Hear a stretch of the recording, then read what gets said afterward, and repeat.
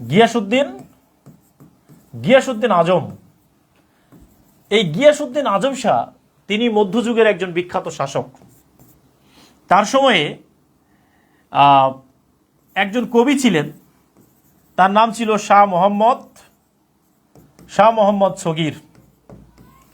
এই শাহ মোহাম্মদ সগীর তিনি বাংলা সাহিত্যের প্রথম মুসলমান কবি। তার বিখ্যাত লেখা হচ্ছে ইউসুফ জুলেখা।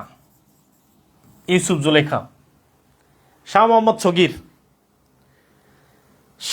সগীর বাংলা সাহিত্যের প্রথম বিখ্যাত সাহিত্যিক, প্রথম কবি ইউসুফ জুলেখা।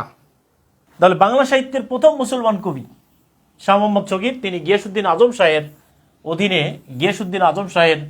অধীনে তিনি একজন কবি ছিলেন, গিয়াসউদ্দিন আজম শাহ। ক্লিয়ার? বাংলা সাহিত্যের প্রথম একদম ন্যায়পরায়ণ শাসক ছিলেন, ন্যায়পরায়ণ শাসক ছিলেন এই গিয়াসউদ্দিন আজম শাহ। ক্লিয়ার?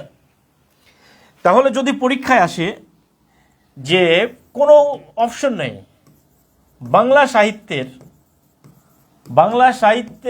প্রথম মুসলমান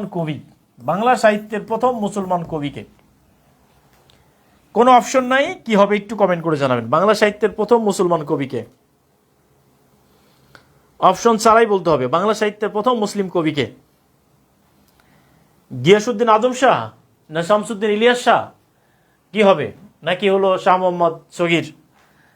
বাংলা সাহিত্যের প্রথম মুসলমান কবিকে গিয়াসউদ্দিন আজম শাহ নাকি শাহ মোহাম্মদ সগীর? বাংলা সাহিত্যের প্রথম মুসলমান কবিকে,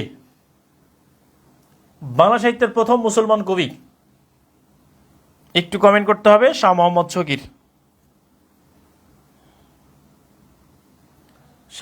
সগীর। ওকে, হ্যাঁ, শাহ মোহাম্মদ সগীর বাংলা সাহিত্যের প্রথম মুসলমান কবি হলো Shah Mohammad Sagir. Thank you so much. Okay, Shah Mohammad Sagir. Okay.